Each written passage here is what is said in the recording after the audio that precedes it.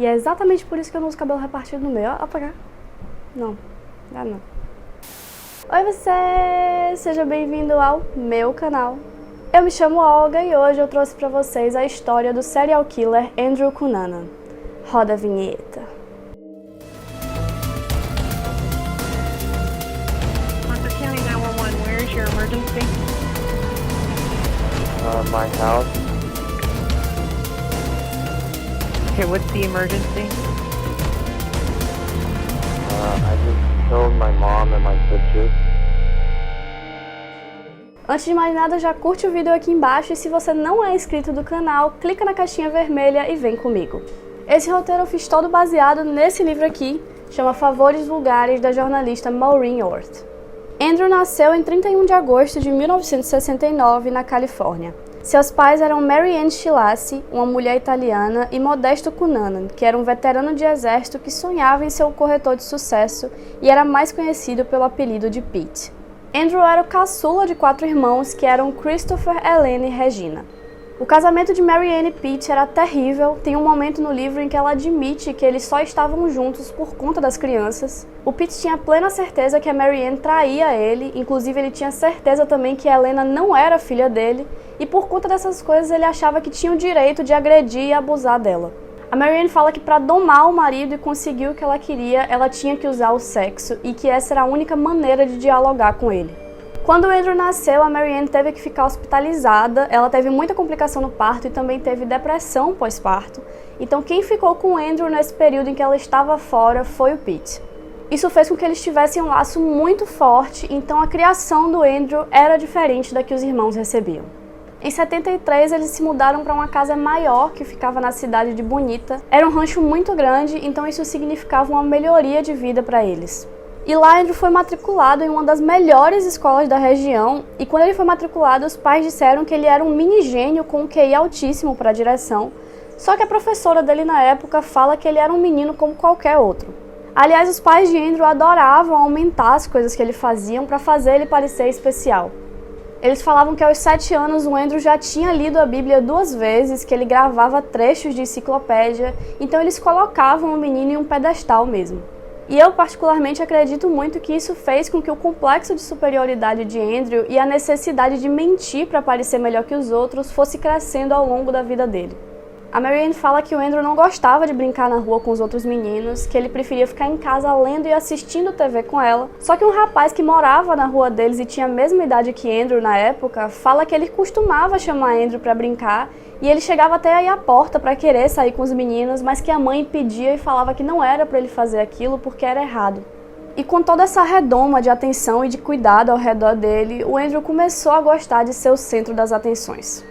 Na 7ª série detectaram que o QI de Andrew era de 147 e os pais dele ficaram radiantes porque agora eles tinham a certeza de que o filho deles era um gênio.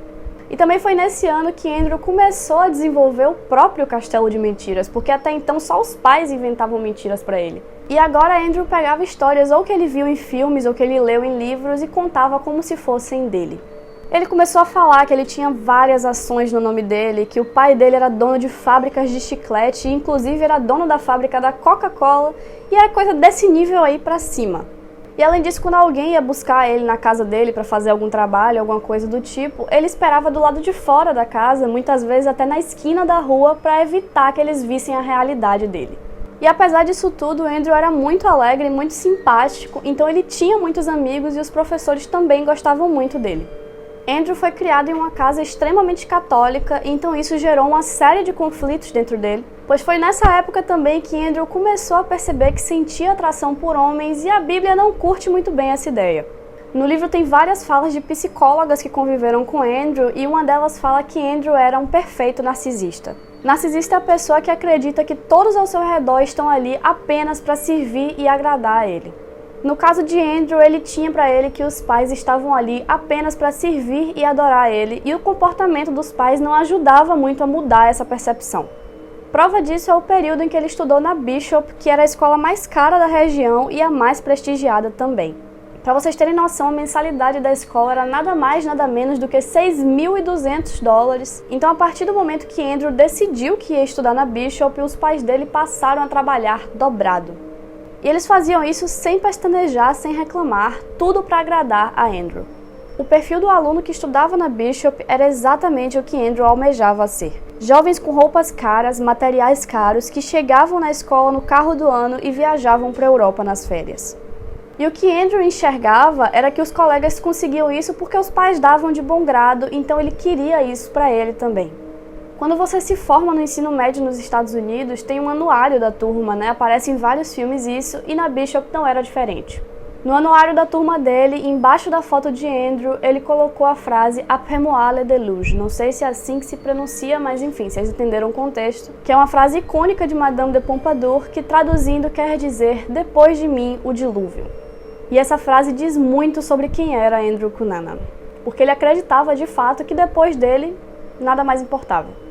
Nesse mesmo mês que Andrew terminou o ensino médio, o Pete foi demitido do seu trabalho e começou a se afundar em dívidas. E mesmo assim eles continuavam dando tudo o que Andrew queria, principalmente agora que ele ia entrar na universidade. Até que em 1988, Pete simplesmente desapareceu. Ele sumiu com tudo que ele tinha, deixando apenas $600 na casa. O Andrew e a irmã tiveram que largar a faculdade e toda essa situação fez com que Andrew quebrasse aquela imagem que ele tinha do pai. A partir desse momento, Andrew passou a morar com uma amiga dele, a Lizzie, em um bairro chamado Castro, que na época era um bairro extremamente liberal para a comunidade LGBT. O Andrew era praticamente o bobo da corte da Lizzie, era o chaveirinho dela mesmo. Ela levava ele para todos os lugares para exibir ele e para ele contar as histórias mirabolantes dele. O Andrew gostava muito de assumir novas personalidades e em determinado momento ele conheceu o casal James e Marne de Silva.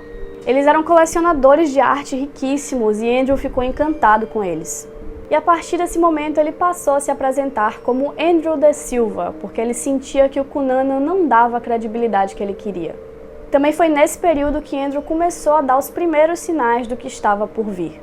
Certo dia, ele, Lizzie e o marido de Lizzie estavam conversando sobre um romance policial que eles tinham lido e sobre como o assassino usava uma pistola .40 nele. E o Andrew falou do nada que se ele fosse matar alguém algum dia, ele provavelmente usaria uma pistola .40. Outro sinal foi uma expressão que ele passou a usar, que por sinal irritava profundamente o marido da Lizzie, onde, por exemplo, ele falava: eu estou com tanta raiva que eu poderia matar geral em 5 estados diferentes. Ou então, estou tão empolgado que eu poderia matar geral em 5 estados diferentes. Era bem bizarro, mas o marido da Lizzie assumiu que era só parte da personalidade estranha de Andrew e deixou pra lá. No grande castelo de mentiras que Andrew construiu, também entravam vários momentos em que ele dizia conhecer celebridades que na verdade ele nunca viu na vida dele. E numa dessas ele falou que tinha assistido uma peça de ópera chamada Capriccio e que ele teria ido com Gianni Versace. Por sinal, só um adendo aqui, que eu sei que falar Versace tá errado, que na verdade acho que é Versace, é uma pronúncia mais rebuscada, mas eu falo da maneira brasileirada mesmo, que é para facilitar a compreensão de todo mundo. E enfim, essa questão dele ter ido para a peça com Gianni Versace entrou por um ouvido e saiu pelo outro do amigo, porque ele já estava acostumado com as mentiras de Andrew. Na verdade, Versace até estava nessa peça, só que ele estava no backstage porque ele tinha feito todo o figurino da apresentação. Bom, de qualquer forma, esse amigo de Andrew tinha ganhado 2 entradas para uma balada mega famosa, para eles irem depois da apresentação, e eles sabiam que Gianni Versace estaria lá. E eles foram para essa festa, foram direto para a área VIP, inclusive, e lá eles encontraram Gianni Versace. Só que Gianni estava rodeado de outras pessoas conversando com ele, então eles ficaram olhando de longe. E vale ressaltar que entre as milhares de mentiras que Andrew contava, ele falou em determinado momento que tinha conhecido Gianni Versace em uma viagem que ele fez para a Itália, o que era uma mentira cabulosíssima porque Andrew nunca foi para a Itália. E esse amigo de Andrew tinha certeza de que aquilo era mentira, até que Gianni Versace encarou Andrew e foi na direção dele falando que o conhecia de algum lugar. O Versace ainda perguntou Lago de Como, não foi? Dizendo que era lá que ele tinha conhecido Andrew. Só que isso era só uma frase padrão que Versace falava para qualquer pessoa que ele queria se aproximar. E o Andrew ficou radiante com tudo aquilo e o amigo dele com a cara no chão, né, sem entender nada. Mas nessa noite esse encontro deles não deu em nada, eles só se cumprimentaram mesmo bem rápido e foi isso. Pouco tempo depois, ele conheceu um homem chamado Robin Thompson, e eles começaram a sair juntos para festas. Ele era basicamente um reflexo de Andrew, até que Robbins apresentou Andrew a um homem chamado Lincoln Aston, que era um arquiteto rico de 60 anos, homossexual. Foi nesse momento que Andrew começou a frequentar festas com pessoas do porte de Lincoln, e ele percebeu que era aquilo que ele queria para a vida dele. A partir desse momento, Andrew começou a oferecer seus serviços como acompanhante de luxo. Ele mantinha esse relacionamento com Lincoln, onde Lincoln dava dinheiro para ele também, e passou a se encontrar com diversos outros homens ricos em troca de dinheiro. E nessa saga dele, em algum momento entre 92 e 93, ele se encontrou com Jeff Trail.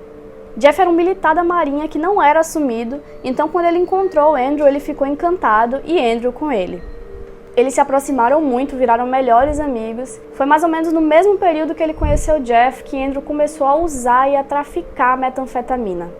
Voltando para Jeff e Andrew, vale ressaltar que ninguém ao redor de Jeff gostava de Andrew. Todo mundo falava que tinha alguma coisa errada nele, que tinha alguma coisa naquela história que não estava batendo, ninguém sabia de onde é que estava vindo todo aquele dinheiro dele. Só que Jeff insistia que eles tinham que parar com aquilo porque Andrew era a família dele, que eles tinham uma ligação muito forte. Em determinado momento, Lincoln decidiu que não queria mais nada com Andrew, então deu aí cerca de $30 mil para ele, quase nada, para que ele sumisse da vida de Lincoln, e assim ele o fez.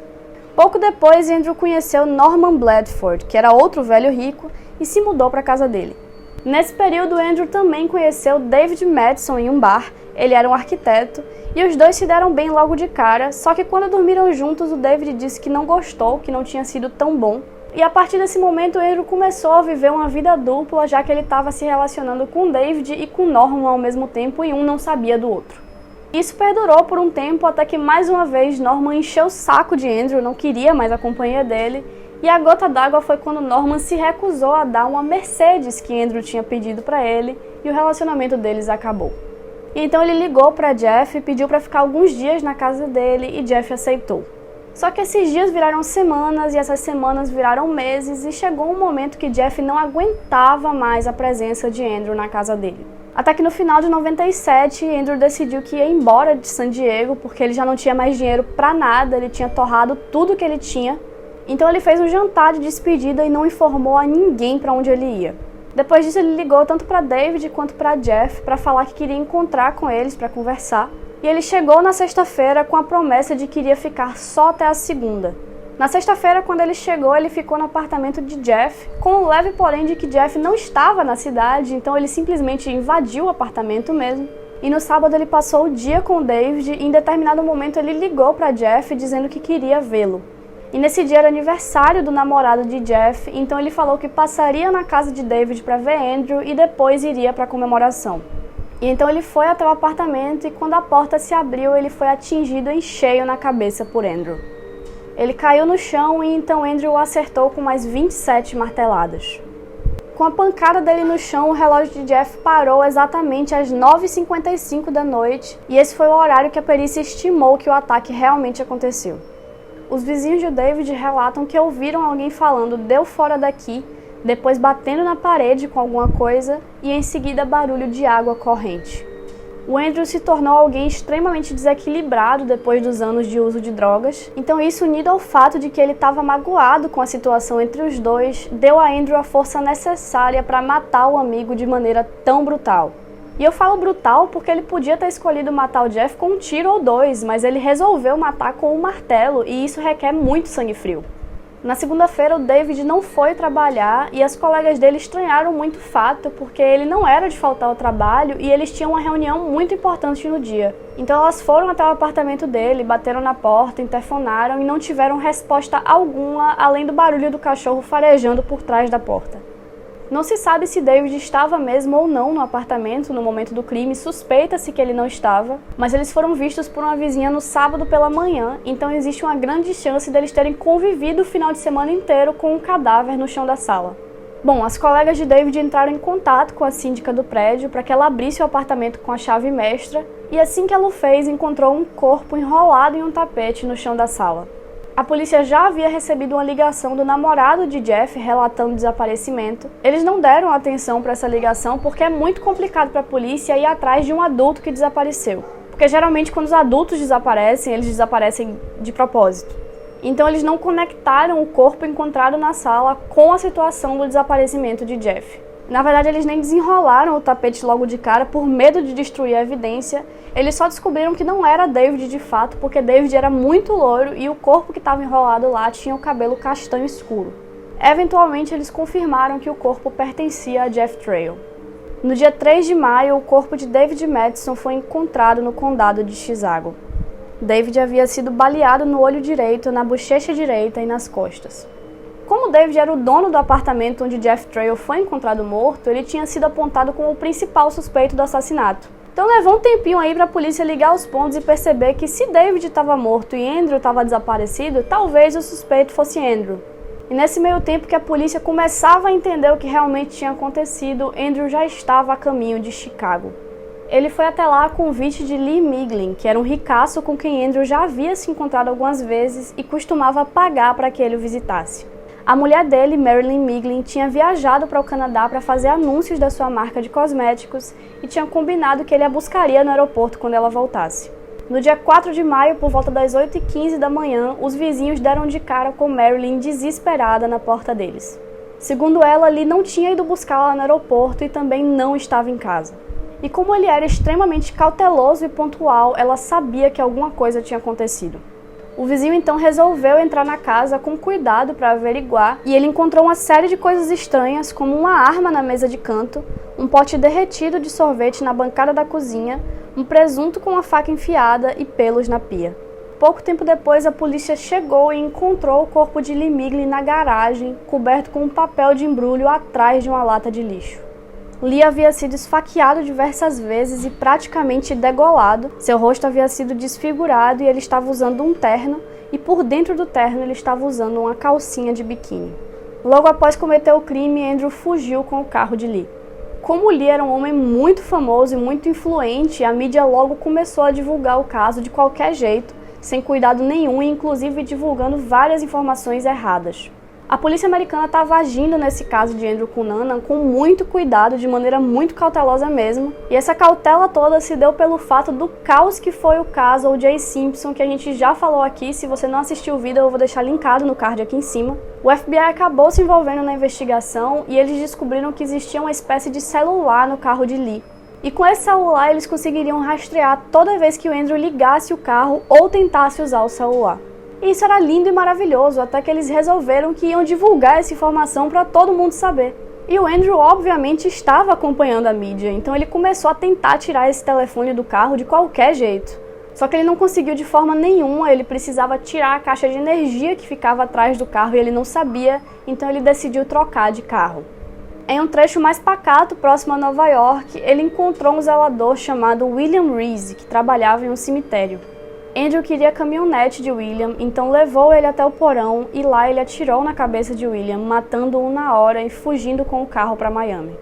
Ele mudou a placa do carro para evitar que reconhecessem e se hospedou em um hotel em South Beach.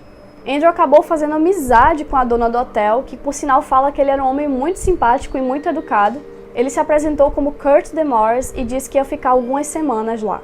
Na época, Gianni Versace e seu namorado Antônio moravam em uma mansão imensa em Miami e costumavam frequentar baladas de alto luxo, onde eles conheciam outros homens e levavam eles para a mansão. Andrew passou quase um mês seguindo religiosamente a rotina de ir até a orla de South Beach, passar pela mansão Versace e comprar revistas e jornais que falassem sobre Gianni. Gianni estava sempre viajando e voltando para South Beach. Ele dizia que gostava de ir para lá para relaxar, mas constantemente saía de lá e ia para a Itália, França, então Andrew comprava essas revistas para saber exatamente aonde ele estava no momento. Nesse período ele também fez alguns trabalhos como acompanhante de luxo, só que eventualmente o dinheiro dele acabou, então ele precisou vender para uma loja de penhores uma moeda de ouro que ele havia roubado da casa de Lee Miglin no dia do assassinato. O vendedor pediu a identidade dele, que é uma norma em loja de penhores, e ele deu o passaporte real dele, tinha o nome dele lá. Só que o nome dele ainda não estava na lista de procurados que eles tinham lá, então o vendedor aceitou a venda normalmente. Toda venda em loja de penhores tem que ser passada pela polícia justamente para não acontecer esse tipo de coisa, só que a pessoa que passava esse relatório para a polícia estava de férias no momento. O FBI já tinha colocado ele na lista dos 10 mais procurados, só que isso não estava sendo divulgado corretamente. Os lugares que Andrew mais frequentava, que eram bares e baladas LGBT de alto luxo, não tinham nenhum cartaz com a cara dele. E existem vários relatos de pessoas que conheceram Andrew nesse período, mas não sabiam que ele era procurado pelo FBI justamente porque não teve essa divulgação. Inclusive, em uma das baladas em Miami, nesse período, ele conheceu um rapaz que perguntou a ele o que ele fazia da vida. E ele, como se não fosse nada, falou: "Ah, eu sou um serial killer." Óbvio que depois ele falou: "Ah, é brincadeira, tô brincando." E ficou por isso mesmo. Na terça-feira, 15 de julho, Gianni saiu de sua mansão e foi até uma cafeteria, onde ele comprou 5 revistas e voltou para casa. Nesse meio tempo, Andrew estava do outro lado da rua, carregando uma mochila em seus ombros e usando um boné que cobria seus olhos. Assim que viu Versace, Andrew atravessou a rua e passou por uma senhora chamada Mercia Kolakovic, que em instantes se tornaria a única testemunha ocular do assassinato de Gianni Versace. Andrew atirou atrás da orelha de Gianni com a semiautomática de Jeff. O tiro atravessou o pescoço dele e Gianni perdeu a consciência quase que imediatamente. A propulsão da bala foi tamanha que quando ela atingiu o portão, ela se estilhaçou e atingiu um pombo no olho, matando ele também. Andrew ainda atirou novamente contra ele e dessa vez a bala ficou alojada na cabeça de Gianni. Com Gianni caído em uma poça de sangue na entrada da mansão, Andrew seguiu seu caminho pela avenida calmamente. Antônio foi o primeiro a ouvir o barulho e a correr em direção ao corpo de Gianni, e logo em seguida um amigo deles que estava na mansão, chamado Lázaro, também se aproximou. Eles perguntaram a Mercia o que tinha acontecido e ela só conseguiu apontar para a direção em que Andrew estava. Lázaro correu atrás dele e assim que percebeu que estava sendo seguido, Andrew também saiu correndo. Assim que eles chegaram em um beco onde tinham alguns garis, Lázaro gritou que ele tinha uma arma e que era para alguém tentar parar ele. Só que ninguém desarmado ia tentar parar um cara que tinha uma arma e tinha acabado de matar um cara lá atrás. E na mesma hora que Lázaro falou isso, Andrew se virou e apontou a arma para ele, fazendo com que Lázaro desistisse de tentar seguir ele. Andrew conseguiu fugir e, como desgraça pouca é bobagem, chegaram a desconfiar que ele não era o responsável pelo assassinato. Eles desconfiaram que, por conta do pombo morto ao lado do corpo de Gianni, os responsáveis pelo assassinato eram a máfia italiana. E esse boato foi reforçado pela mídia, que já insinuava que Gianni teria alguma ligação com a máfia. Às 9h21 da manhã, no Hospital Jackson Memorial, foi confirmada a morte de Gianni Versace. E como sempre, a mídia explorou ao máximo a morte de Versace. A Maureen conta que tinha um repórter na praia no momento, ele não estava lá trabalhando, que correu até o carro para pegar uma Polaroid para tirar foto do pé de Versace entrando na ambulância. Ela também conta que no momento que aconteceu, tinha uma cinegrafista que estava documentando o caso de uma menina que precisava de um transplante de rim para conseguir viver, e a cinegrafista abandonou tudo que ela estava fazendo, a entrevista com a menina, para correr e tentar filmar a entrada de Gianni. Só fizeram a ligação de Andrew com o assassinato de Versace depois, quando encontraram a caminhonete de Michael estacionada perto do local e quando finalmente a casa de penhores resolveu que ia notificar a polícia sobre a moeda de Lee Miglin. Quando anunciaram Andrew como suspeito, a mídia foi para cima mais uma vez e dessa vez com amigos e conhecidos de Andrew. Eles faziam de tudo para aparecer nos noticiários, dando entrevistas pagas, é lógico. E no meio disso tudo, a polícia ainda tentava encontrar Andrew Cunanan. Eles receberam uma série de ligações, mas nenhuma dava nenhuma informação sobre o paradeiro dele. Até que um rapaz ligou para a polícia dizendo que a casa flutuante onde ele morava com o pai havia sido invadida. A polícia automaticamente ligou isso a Andrew, então foram logo para lá. E foi só o tempo deles chegarem no local para já estar rodeado pela imprensa. Já tinha helicóptero circulando por cima da casa, fotógrafo posicionado na casa do lado, e isso eles não tinham falado para ninguém que eles tinham ligado esse caso a Andrew. A polícia passou um bom tempo tentando se comunicar com seja lá quem estivesse dentro da casa, mas o telefone estava desligado. Eles chegaram a jogar um telefone de linha no interior da casa e pediram para que ele atendesse, mas não tiveram resposta alguma. Eles decidiram então desligar a energia, já que a pessoa que estava dentro da casa teria acesso à TV e tudo o que acontecia do lado de fora estava sendo transmitido nos jornais. Às 8h20 da noite, então, eles finalmente resolveram entrar na casa. Uma parte da equipe entrou e a outra ficou do lado de fora monitorando. O primeiro andar foi vasculhado e eles não encontraram nada. E no segundo andar eles encontraram um corpo na cama com um ferimento de tiro na cabeça e uma arma na mão. Só que repare, a equipe que estava do lado de dentro e encontrou o corpo notificou que os resultados eram negativos. Só que por negativo entenderam que não tinha nada lá, que não encontraram nada e não que tinham encontrado um cadáver em cima da cama.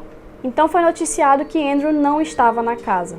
Só que sim, o corpo que estava na casa flutuante era o corpo de Andrew Cunanan e ele tinha dado um tiro na própria cabeça pouco antes da invasão. E isso só foi transmitido na manhã do dia seguinte, quando anunciaram que Andrew Cunanan estava morto. Andrew se matou porque não aceitava a ideia de ser preso ou ser morto por outra pessoa. E como ele viu que daquele ponto ele não passava mais, ele decidiu que não tinha ninguém melhor que ele mesmo para fazer isso. Baseado em tudo que vimos desde o início, o desfecho da saga Andrew Cunanan não poderia ter sido outro.